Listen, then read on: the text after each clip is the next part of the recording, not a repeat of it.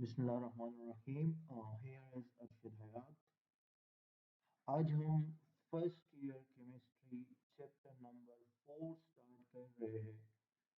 First year chemistry chapter number 4 और chapter number 4 का जो नाम है दिस इज कॉल्ड गैसेस। तो आज हम गैसेस की प्रॉपर्टी और इस चैप्टर में जितने गैसेस के रिलेटेड टॉपिक है वो डिस्कस करेंगे। Chapter number 4 gases. और गैसेस ये मेरे पास एक स्टेट ऑफ मैटर है। This is a state of matter.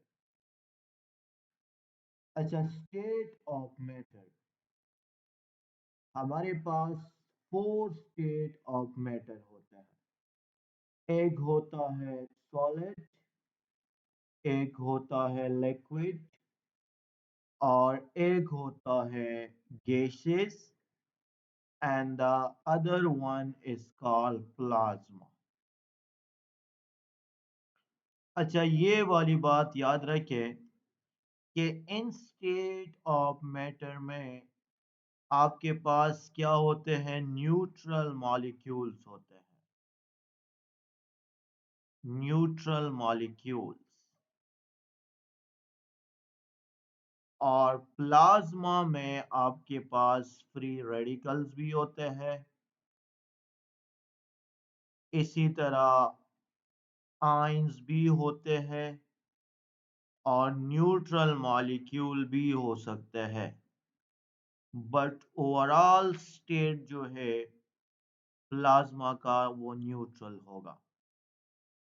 अच्छा, हमारा टॉपिक जो होगा वो चैप्टर नंबर 4 में है, वो गैसेस। तो हम गैसेस की प्रॉपर्टी डिस्कस करेंगे। अच्छा, पहली बात ये नोट कर दे कि जो स्टेट ऑफ मैटर होते हैं, तो फर्स्ट पॉइंट ये याद रखें कि जो स्टेट ऑफ मैटर होता है, state of matter, state of matter is bulk property. State of matter क्या है? State of matter is a bulk property. Okay, what is mean by bulk property? Bulk property से मतलब ये है कि अगर मैं आपसे कहूँ कि अगर एक चीज सॉलिड है या लिक्विड है या गैस है, तो ऑटोमेटिकली इसमें नंबर ऑफ पार्टिकल जो है वो एक से ज्यादा होंगे। नंबर ऑफ पार्टिकल जो है यहाँ पे एक से ज्यादा होनी चाहिए। मीन सिंगल पार्टिकल का कोई भी स्टेट नहीं होता। Single particle have no state. Single particle का कोई भी स्टेट नहीं होता। ये वाली बात नोट कर दें। अगर मैं आपसे कहूँ ना कि एक H2O का एक H2O का क्या स्टेट होता है, तो एक H2O का कोई स्टेट नहीं है। सिंगल इलेक्ट्रॉन का क्या स्टेट होता है, तो सिंगल इलेक्ट्रॉन का कोई स्टेट नहीं है। एक ऑक्सीजन का क्या स्टेट होता है, तो एक ऑक्सीजन का कोई स्टेट नहीं है। एक सोडियम का क्या स्टेट होता है, तो एक सोडियम का कोई भी स्टेट नहीं है। अगर फॉर एग्जांपल मैं सोडियम के साथ यहाँ पे नीचे सॉलिड लिखता हूँ, इट्स मीन के सोडियम सॉलिड है। तो अब इसमें सोडियम के जो है वो बहुत ज्यादा पार्टिकल मिलेंगे और तब जाके ये एक स्टेट बनाएगा और हम इसको नाम देंगे कि this is a solid. Single particle का कोई भी स्टेट नहीं होता। ये वाली बात नोट कर दें। जब भी हम एक स्टेट ऑफ मैटर को डिफाइन करेंगे, तो स्टेट ऑफ मैटर में हमेशा this is a bulk property, particle की तादाद एक से ज्यादा होनी चाहिए।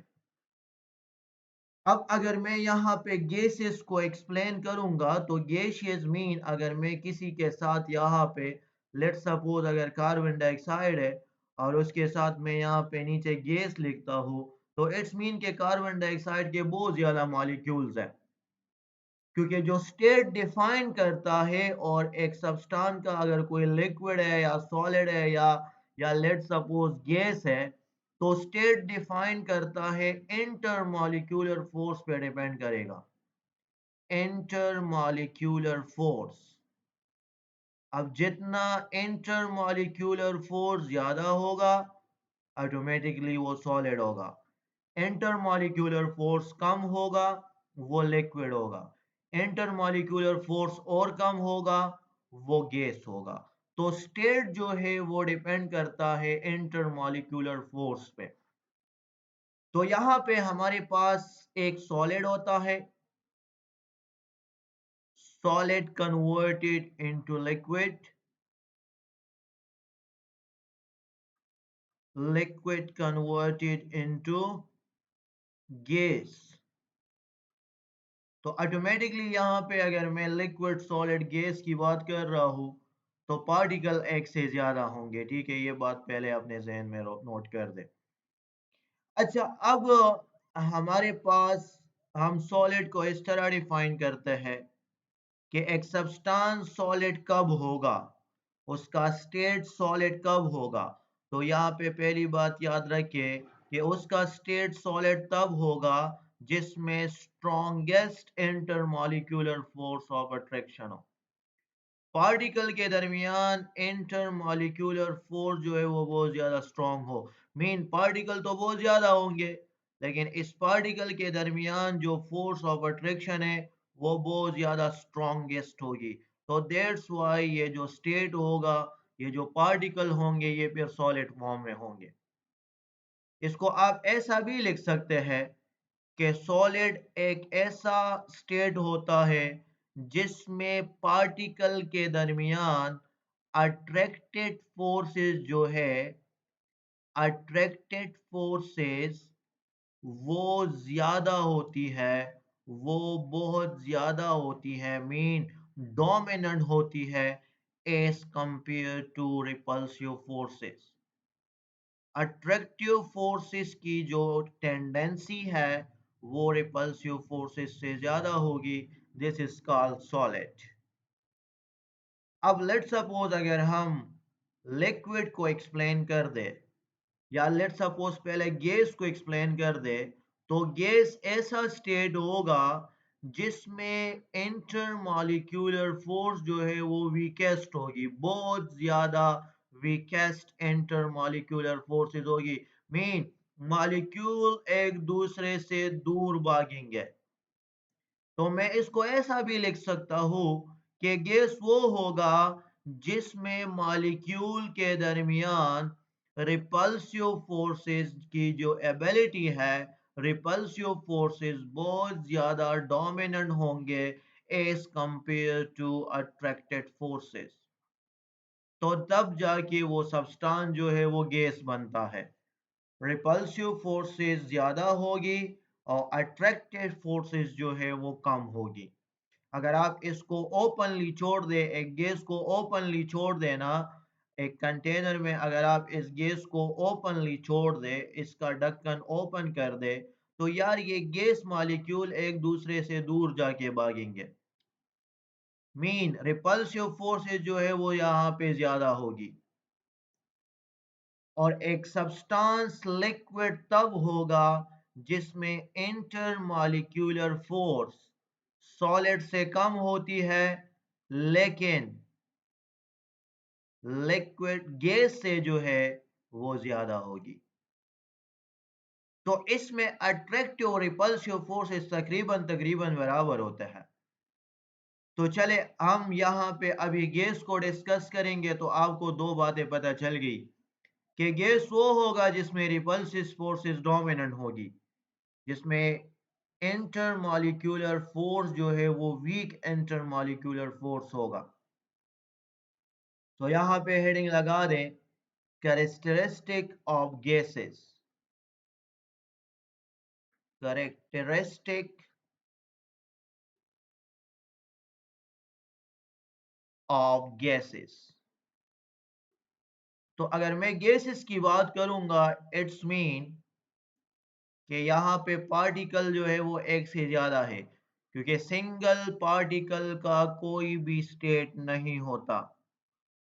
अगर मेरे पास एक सिलेंडर में गैस है तो दैट्स वाई यहाँ पे पार्टिकल की तादाद एक से ज्यादा है, तब जाके मैं इसको नाम दे सकता हूं कि यहाँ पे इसका जो स्टेट है वो गैस होगा। अच्छा, पहली कैरेक्टरिस्टिक गैस का क्या है? पहली कैरेक्टरिस्टिक गैस का ये नोट कर दे कि गैसेस का नो डिफिनेट शेप, इसका कोई फिक्स शेप नहीं होता। गैस का वही शेप होगा जो कि आपने इसको जिस सिलेंडर में आपने डाला हो। गैस का शेप हमेशा सिलेंडर के शेप के सेम होगा, तो नो डिफिनेट शेप। अच्छा, अब क्वेश्चन ये है कि यार ये गैस का शेप इनडेफिनेट क्यों है, फिक्स्ड क्यों नहीं है? इसका रीजन क्या होगा?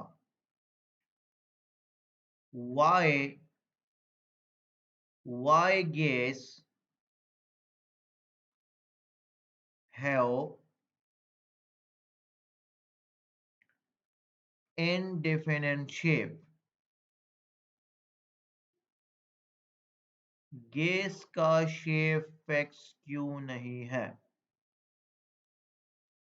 अच्छा, अब क्वेश्चन ये है, अगर मैं यहाँ पे गैस लिखूं या यहाँ पे फॉर एग्जांपल लिक्विड लिखूं, क्योंकि लिक्विड का शेप भी फिक्स नहीं होता, लेकिन सॉलिड का शेप फिक्स्ड होता है, सॉलिड का शेप डेफिनेट होता है।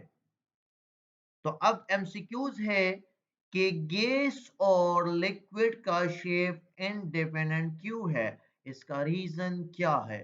तो आपने यहाँ पे रीजन देना है due to the mobility of molecule, mobility of molecule. तो ये बात याद रखे, जब भी मॉलिक्यूल के दरमियान या जब भी मॉलिक्यूल मोशन करेगा तो ऑटोमेटिकली उसका शेप जो है वो फिक्स नहीं आएगा, लेकिन जिस स्टेट में भी मॉलिक्यूल मोशन नहीं करेगा तो ऑटोमेटिकली उसका जो शेप होगा वो फिक्स्ड आएगा।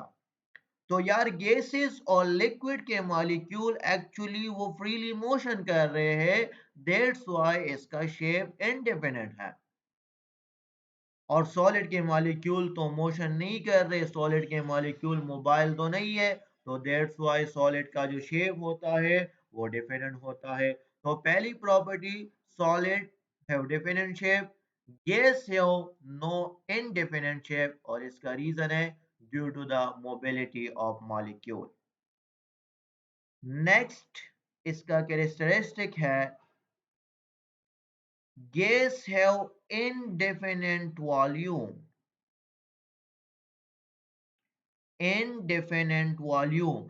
अच्छा, अब गैस का कोई खास फिक्स वॉल्यूम नहीं होता, इनडेफिनेट वॉल्यूम ऑफ गैस। अब ये प्रॉपर्टी किसकी वजह से है? गैसेस का वॉल्यूम इनडेफिनेट क्यों है? लेकिन अगर मैं यहाँ पे नोट कर दूं कि यार अब सॉलिड और लिक्विड का वॉल्यूम तो डेफिनेट होता है, वो तो फिक्स्ड होता है। अगर 1 लीटर वाटर आप जहां पर भी डालें और जिस सिलेंडर में भी डालें तो वो तो 1 लीटर ही रहेगा, तो वॉल्यूम अब फिक्स्ड होता है। लेकिन लिक्विड का वॉल्यूम फिक्स्ड होता है, लेकिन अब गैस का वॉल्यूम तो फिक्स नहीं है, डेफिनेट नहीं है। तो इसका रीजन ये है ना, due to empty spaces, empty spaces between molecules, molecules के दरमियान एम्प्टी स्पेसेस की वजह से। अच्छा, जब मॉलिक्यूल के दरमियान एम्प्टी स्पेसेस है तो ऑटोमेटिकली इस गैस को हम कंप्रेस कर सकते हैं। तो ये बात याद रखिए, जिस स्टेट ऑफ मैटर को अगर आप कंप्रेस कर सकते हो तो उसका वॉल्यूम हमेशा इंडिपेंडेंट होगा, लेकिन जिस चीज को आप कंप्रेस नहीं कर सकते तो इसका वॉल्यूम हमेशा डिपेंडेंट होगा। तो दैट्स व्हाई यार सॉलिड और लिक्विड को तो हम कंप्रेस नहीं कर सकते, क्योंकि इसमें मॉलिक्यूल करीब करीब होते हैं, इसमें स्पेसेस नहीं कम होते हैं, लेकिन गैस के मॉलिक्यूल में बहुत ज्यादा एम्प्टी स्पेसेस है। दैट्स व्हाई यार ये सारे स्पेसेस क्या है, एम्प्टी स्पेसेस है। तो गैस मॉलिक्यूल हम कंप्रेस कर सकते हैं, दैट्स व्हाई इसका वॉल्यूम जो है वो फिक्स नहीं आएगा, और मॉलिक्यूल की मोबिलिटी की वजह से इसका शेप भी फिक्स नहीं आएगा। तो ये दो बातें अपने पास नोट कर दें। This is the two characteristic of gases. Next हमें ऑलरेडी पता चल गया कि अगर हम गैसेस की बात करते हैं तो गैसेस में वीकेस्ट इंटरमॉलिक्यूलर फोर्स होते हैं। अब इन दोनों से मुझे ये बात पता चल गई, मैं यहाँ पे ये बात लिख सकता हूँ कि अब गैसेस में वीकेस्ट इंटरमॉलिक्यूलर फोर्स होते हैं। वीकेस्ट इंटरमॉलिक्यूलर फोर्स, ये बात भी ठीक है। गैसेस के दरमियान space between volume, space between molecule, space between molecule, तो वो भी बहुत ज्यादा होता है, वो भी बहुत ज्यादा होता है, जिसकी वजह से मैं इसको कंप्रेस करूंगा, और जब कंप्रेस कर सकता हूं तो ऑटोमेटिकली इसका वॉल्यूम फिक्स नहीं आएगा। अच्छा, वॉल्यूम की अगर हम बात करें, प्रॉपर्टी नंबर 5, वॉल्यूम की अगर हम बात करें तो वॉल्यूम गैसेस का सबसे ज्यादा होगा, उसके बाद लिक्विड का होगा, उसके बाद जो है वो सॉलिड का होगा। अच्छा, वॉल्यूम को हम इस तरह डिफाइन करते हैं, the space occupied by molecule. तो यार जो गैसेस में मॉलिक्यूल है ना वो सबसे ज्यादा स्पेस ऑक्युपाई करेंगे, space occupied by molecules.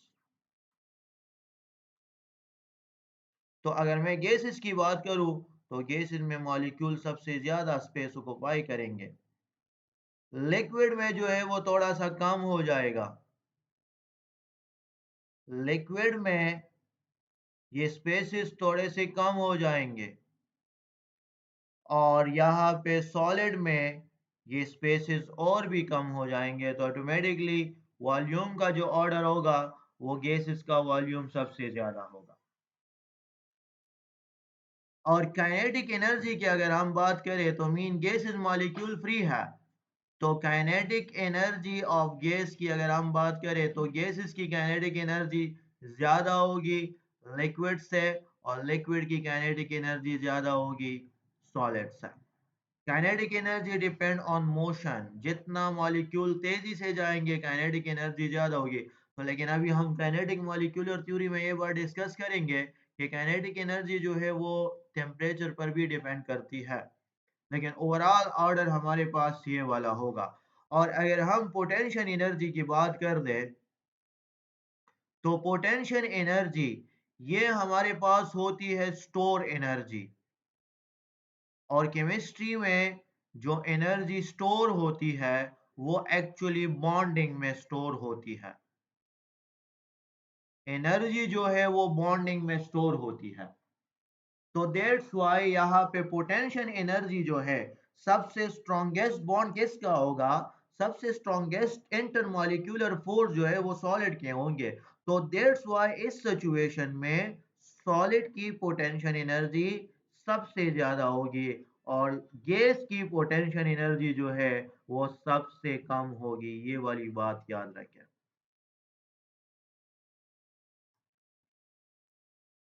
And the next one property is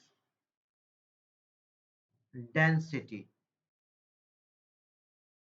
और डेंसिटी हम इसको डिफाइन करते हैं कि डेंसिटी डिपेंड कर रही है हमारे पास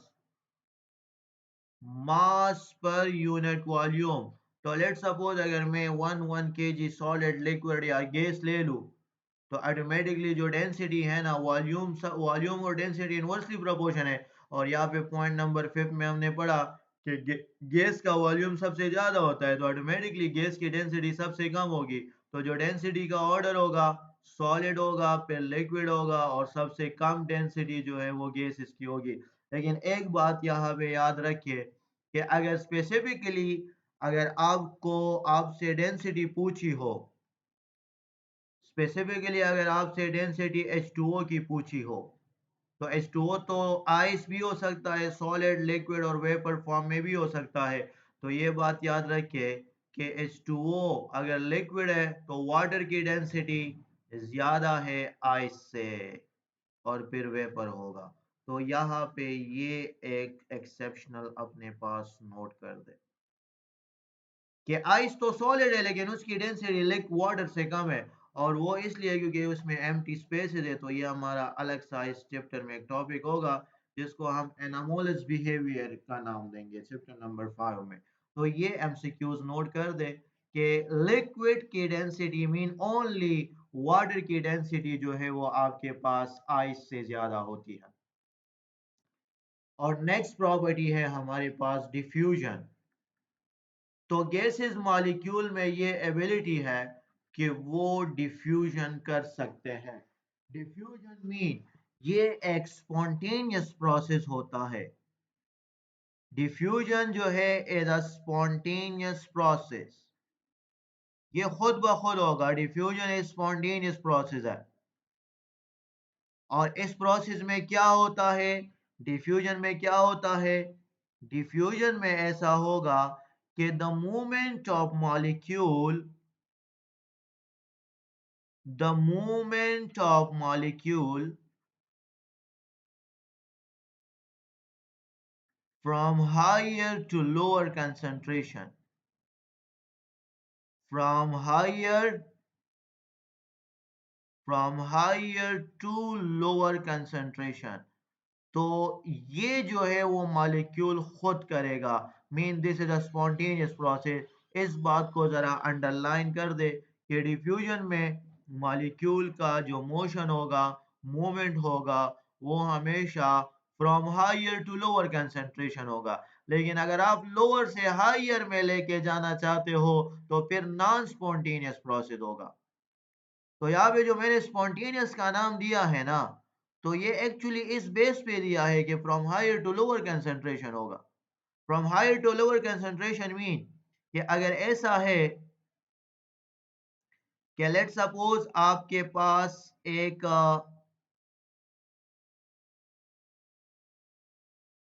बीकर है और इसको मैंने दो पार्ट में डिवाइड किया है, और एक साइड पे मैंने गैस मॉलिक्यूल रखा है और दूसरे साइड पे नहीं है। तो ऑटोमेटिकली यहाँ पे गैस मॉलिक्यूल जब रखा है तो इट्स मीन के यहाँ पे तो कंसंट्रेशन ज्यादा है, यहाँ पे हायर कंसंट्रेशन है।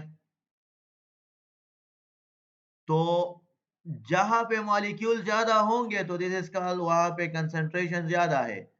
तो अब अगर इस गैसेस को थोड़ा सा भी एम्प्टी स्पेस मिलता है ना, तो ये गैसेस मॉलिक्यूल हायर से लोअर कंसंट्रेशन की तरफ जो है वो खुद ब खुद आएंगे। तो इस प्रोसेस को हम नाम देते हैं डिफ्यूजन। और ये गैसेस में ये एबिलिटी है कि वो हमेशा from higher to lower concentration जाएंगे।